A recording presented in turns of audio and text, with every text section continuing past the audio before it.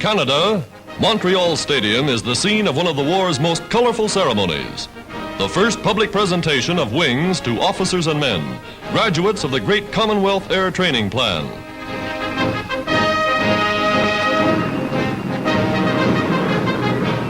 "25,000 people are here to see relatives, friends, brothers, sons become full-fledged flyers. Each bomber crew receives its wings as a fighting unit.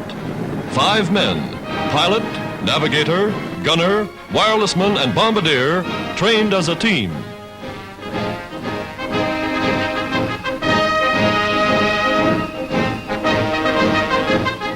Heroes of air battles with the German Luftwaffe are guests of honor.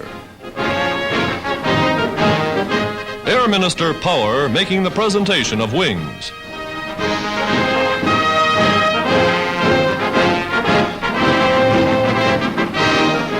Past the reviewing stand, all branches of Canada's armed forces march in stirring salute to their new comrades in arms. Tribute from the Dominion to the gallant young men of the RCAF.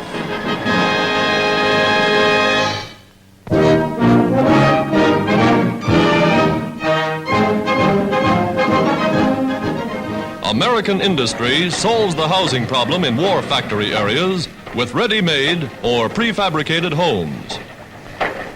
Windows are insulated, and with assembly line technique, the walls spring up like magic, all painted and ready for use.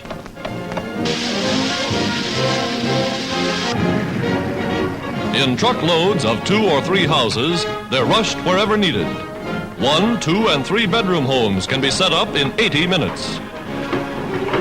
There goes the roof, and here's the finished product.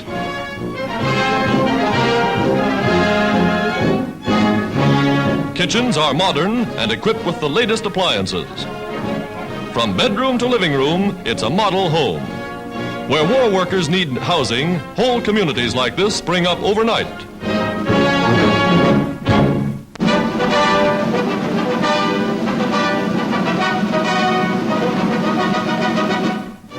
British sailors in Virginia, while their ship is being refitted, spend shore leave helping nearby farmers harvest their crops. Back to the soil after months at sea is a real holiday.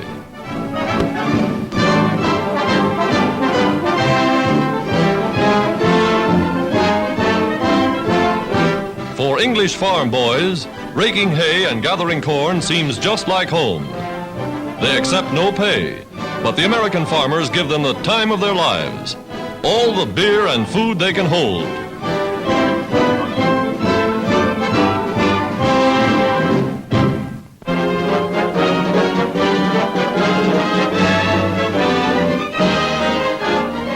Geologists tapping the mineral-rich region of northeastern Alberta, Canada, develop a 10,000 square mile range of oil sands. Sands so filled with oil that engineers predict a potential yield of 250 billion barrels. Dynamiters blasts barely 20 feet beneath the surface. Like mining coal above the surface, steam shovels pick up huge chunks of the rich deposit for processing at a nearby plant.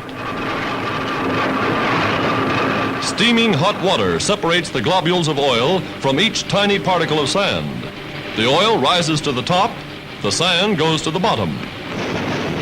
300 barrels of oil from 400 tons of sand, and they've just tapped the surface.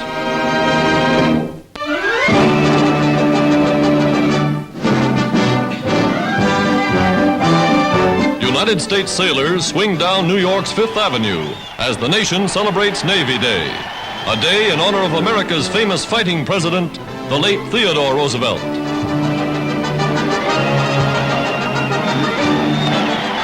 Men of the Army paid tribute to the men in blue as all America salutes the fleet that's now in action on the 7 seas. Red Cross nurses, units of the British Navy passing in review.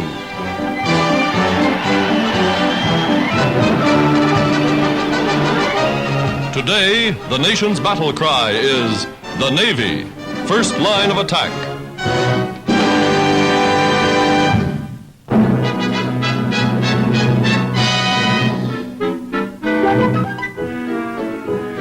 the world's largest autobus, built to carry 117 passengers with speed and safety. Turning corners, it's so long the upper deck swings away from the lower.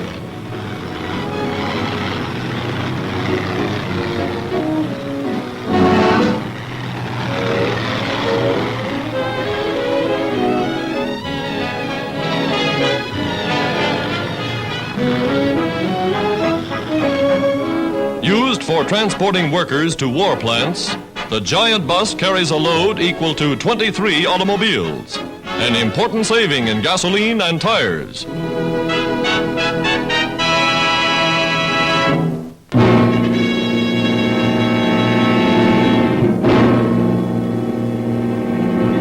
Convoys of troops and equipment steaming full speed through the South Pacific. Latest newsreel pictures of America's battle for her hard-won bases in the Solomon Islands.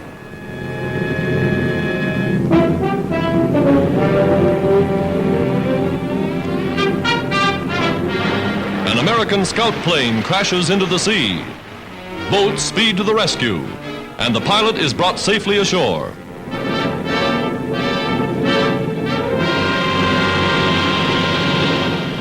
Now, destroyers come up to cover troop landings, and the Marines go in under the guns of the Navy.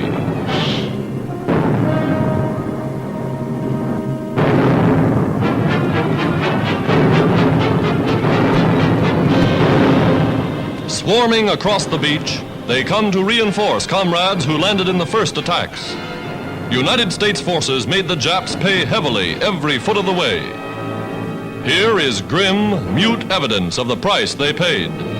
Bodies of enemy dead, awaiting burial in the palms among which they fell.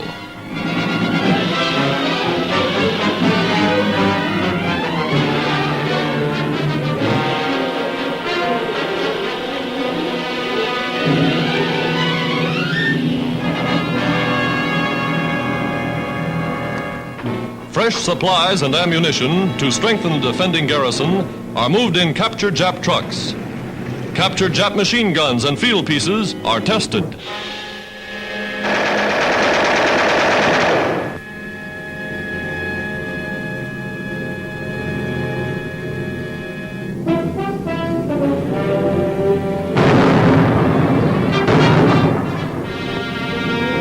A Japanese flamethrower left behind is tried out by a Marine.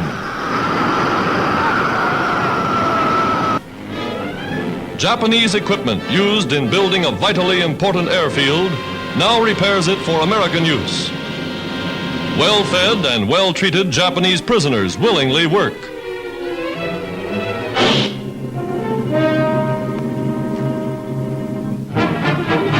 In contrast to widely spread Japanese propaganda, they seem to be talking quite freely.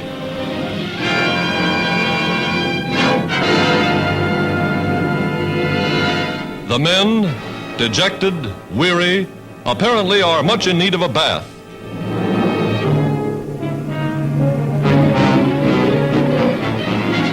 Japanese planes, leading desperate counterattacks, drop incendiaries on the airfield. Anything to keep the Americans from using it. Calmly, efficiently, ground crews remove gasoline and planes from the danger zone. Speedily, the field is repaired, the runways kept open, and United States carrier-based planes arrive to take up the fight for mastery of the air.